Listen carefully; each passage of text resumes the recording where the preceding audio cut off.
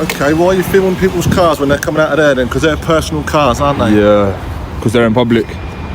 Well, they're not in public at the moment. Who are you? I'm a police officer. Alright. You want to see my ID? Yeah, I would really expect you to show it to me. Here you go. Detective Sergeant Jamie Wiseman. DS, yeah. Okay. And any detective work to be getting on with, or? Well, no, I'm due to be more going worried about. All right, then go home then. No, I'm more worried about you filming people's private cars. Police officers get a bit jumpy about that. Why? Why? Because people don't like us.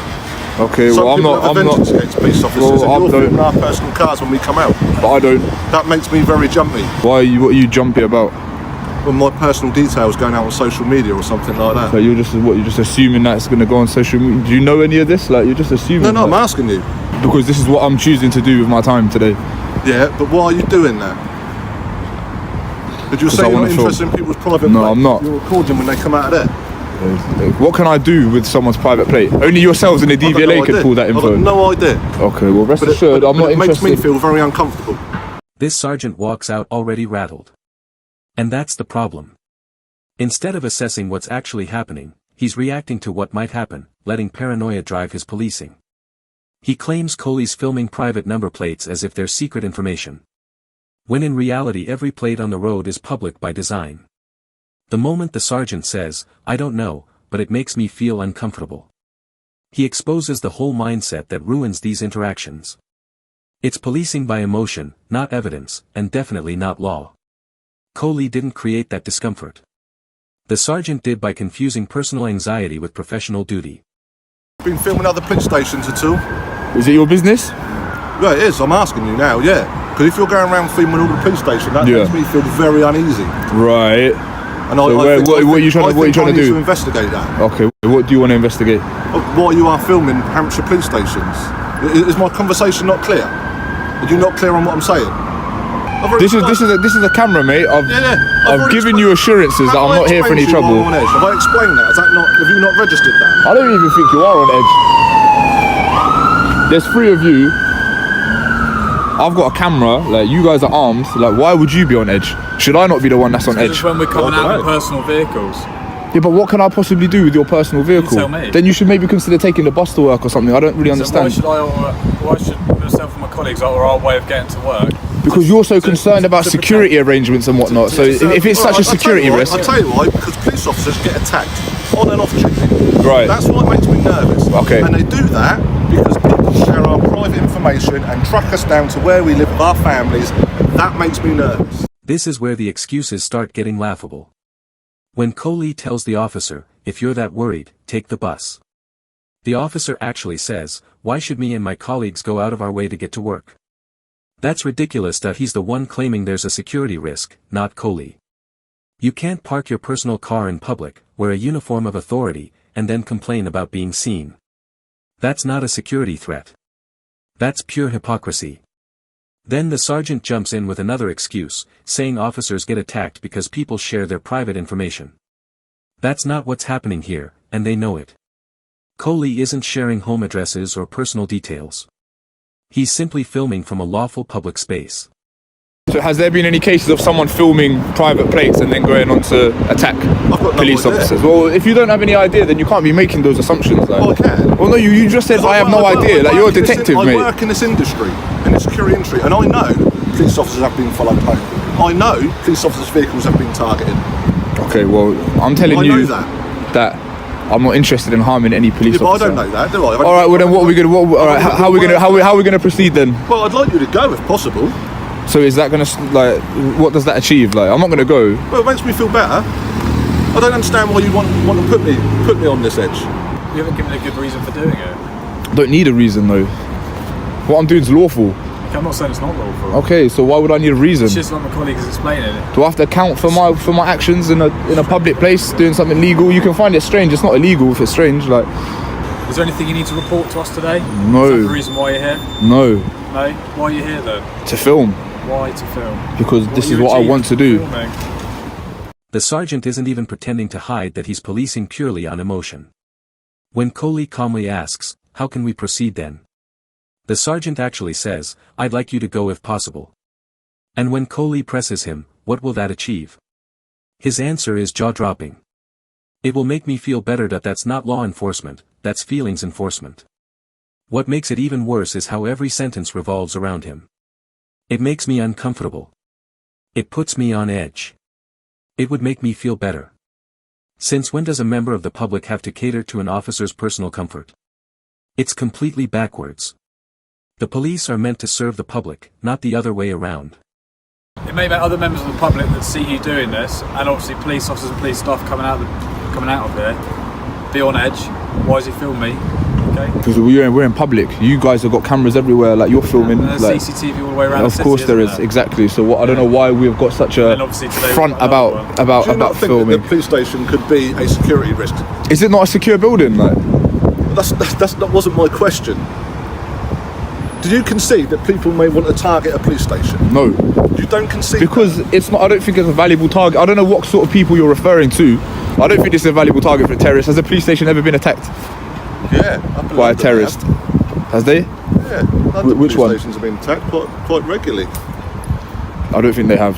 Okay. Well, name one then. So you can't name them, but you're saying that it's happening. Well, which one then? I can tell you, but I won't. What? I can tell you, but I won't. You can tell me, but you won't. Yeah. All right, that's a bit odd. I don't know why. You're not giving a reason for being here. When Coley challenges his security threat claim and asks if a police station has ever been attacked, the sergeant confidently says, yes, quite regularly. That's just false. There have been isolated incidents, mostly decades ago, or related to Northern Ireland's troubles, but nothing that remotely supports the word regularly. In fact, UK terror data shows attacks on police premises are extremely rare. Modern threats have targeted public spaces, transport hubs, and crowds, not random police stations. And then his colleague chimes in with, I can tell you, but I won't. Like a playground taunt instead of a professional response. That kind of smug, evasive attitude perfectly exposes the problem. They weren't engaging in honest conversation. They were just trying to win an argument. This was like a genuine security risk, and this genuinely posed a threat. I wouldn't be irresponsible and come and do this. Believe me. And if this was behaviour that I knew that terrorists engaged in, But it is. I would have. They No, film it's targets. what, overtly Well, they might with this little crappy How do little I know gimbal. You're not a terrorist. How do I know that? How do I know that? You don't know that, but you have to go Exactly based right. on what you do know. There needs to be an objective Yeah, so basis. What I do know is I've got a man who's not willing to give his details stood in front of me who's filming police stations. Okay. So that's what I do know. That's the facts. Okay. Is it not?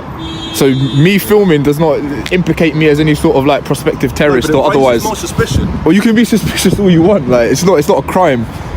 You suspecting me of doing something is not a crime. You need to have some sort of reasonable suspicion or objective basis to suspect me as a terrorist. No. Well, at the moment, I think you are filming a police station. Yeah. With no reason to do that. Mm-hmm. You are refusing to give your details. I have no idea where that information's going, and I know you have filmed other Hampshire police stations. This moment shows just how far the sergeant's logic has fallen apart. When Coley says, if he'd known this was terrorist behavior, he wouldn't have done it. The sergeant replies, how do I know you're not a terrorist? That's absurd.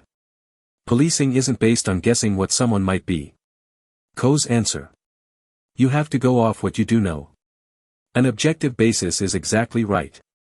Officers need clear factual grounds under Section 43 of the Terrorism Act, not fear or imagination. Yet, the sergeant keeps digging, saying Coley is filming for no reason and refusing to give details as if that alone justifies suspicion. But filming in public is legal, and withholding details isn't an offense. He's creating a problem that doesn't exist. It's pure feelings-based policing dressed up as counter-terrorism, and it completely exposes how poorly trained he is. Do we have a power of search? Section 44? 43, is it? I think we can do that. I think we can do that. Sure you want to do that? I don't think you got grounds for a Section 43 search. Well, I'm telling you, I think I do, okay? So... Yeah, well, it's not about thinking. This is objective. It's not an opinion, Okay, is it? okay, look. The legislation's black and white. It's not I think. You can have this conversation with the solicitor afterwards, and they can come after me at a later date. That's absolutely fine, okay? Okay. That's your right. So you're going to abuse my rights now, yeah? Okay, no, I'm not. I'm going to use our powers. Okay. So what I'm saying, I find your behaviour very suspicious. Okay. You are filming not just this police station in Hampshire, but other police stations in Hampshire. You can give me no legal, Listen to what you're saying, Hampshire. no legal reason why you are doing Okay. that, other than because you want to. Yeah, You are I don't refusing need your a details, reason. So we can't even verify who you are or what you are doing it for. Therefore, Not obliged to I give consider details. that to be quite a big terrorist risk. Okay, so you are now detained for this search. This exchange is a perfect example of what happens when authority replaces understanding. When Coley challenges the sergeant by saying, "I don't think you have grounds," the sergeant replies, "I think I do." That tiny phrase exposes a massive failure. He's relying on personal belief, not legal basis. Section 43 isn't about what an officer feels might be suspicious. It demands articulable, objective reasons that any reasonable person could understand. Coley calling him out, saying it's not about thinking it's black and white, is exactly right. The sergeant's words show he hasn't grasped that detaining someone under terrorism powers is one of the most serious actions a police officer can take. It requires precision, not hunches. So these officers are going to search you now in order to see if there is anything that needs to raise that suspicion even further. So what items, who's conducting the search firstly? These two are going to conduct the search. But you've just Yeah, I've launched given with you it. grounds. So what are these officers going to be searching for? Anything related to terrorism. Such as or what? That's a bit abstract, isn't it? Any sort of Well, it specific is. items? Not at the moment. So you're searching for my ID? Well, no, and anything relating to terrorism. So if all of a sudden we find ID and Yeah. that says actually this bloke's okay, there's nothing to worry about. I am okay. I've told you I'm okay. Yeah, I know you've told me, but I don't know that. Or it might say he's on a terrorist watch list, and then we've got something to worry about, haven't we? So You're not going to find my info Okay, though. that's fine, but they're going to search you for that purpose. This okay? power doesn't. I don't have to provide my information in this power. No, I'm not asking to provide anything. I'm But you saying just they're said gonna search you. you're hoping to find ID, this and that. Like, Yeah, if they find it, we'll look at it. you know, you can be sued in a civil court. That's absolutely fine. You can go down that route. I haven't got a problem with that. You sure you want to do this? Yeah. All right. Here is a great example of how not to use police powers. When Coley asks what they're searching for, the sergeant's answer, anything related to terrorism, tells you everything about his understanding of the law. That phrase means nothing in legal terms. Section 43 requires specific reasonable suspicion of a person carrying articles connected to terrorism, not a vague fishing expedition for something suspicious. The moment an officer can't even define what they're looking for, the search becomes unlawful by default. And when Coley calmly reminds him that the power doesn't allow officers to demand ID, the sergeant just shrugs and says that's fine when warned about being sued. He knows he's acting outside the law, but he's confident the badge will protect him. So the outcome of the search was negative. So why am I still detained? If you've completed the search, At the moment, we're trying to identify who you are. I know, but you've just detained me for the purposes of a search, not to find out my identity. So now, And at this as time, I'm further detained, this is becoming more and more unlawful because now you're detaining me to find out my name. Like, that wasn't the object of the search, was it? You've done the search. It's come back negative. I know, but you're the one that's launched with the power, so I feel like you're the one. The officer said you was trying to find out your identity. Yeah, but that wasn't the purpose of the search. Okay, just- Section 43 doesn't require me to give my Is details. that what you're saying? Do you want to go? Yes. Go on then. Can I get a copy of the search slip, please? you've been arrested before. Don't worry. In due time, you'll find out everything you need to know. Okay. I'll wait in due time and then I'll know who you are, won't I? Oh well, I can't go. Is he recording cars as they're coming out of there? Yeah, it is. Well, let's take his phone off him and let's seize it. Evidence. Evidence of what? Hey? It's a Evidence of security what? breach, buddy, okay? I'm not having you see phone in my car. Whoa. The video ends on a shocking note. Just as Coley waits calmly for his search form, an off-duty officer storms over, shouting, "Security breach," before grabbing his camera and turning it off. Now, Coley provides us with an update, explaining how the force is trying to stop him from pushing this case further. The update makes this whole case even more infuriating. When Coley tried to do things the right way, filing a subject access request to obtain the officer's bottom footage, Hampshire Constabulary responded by shutting the door. They cited Section 45. 4E of the Data Protection Act to deny access. A clause meant for protecting ongoing investigations or sensitive data, not for hiding misconduct caught in public.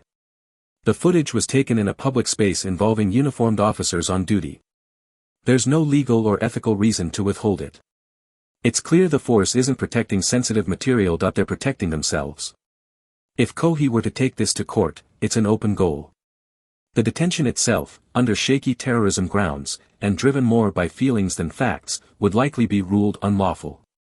Damages for false detention and breach of rights could reach anywhere between £2,000 and £6,000, possibly higher if the court found the withholding of evidence deliberate. The legal system doesn't look kindly on forces that both misuse powers and then try to hide it. Right now, there have been no further updates from Coley.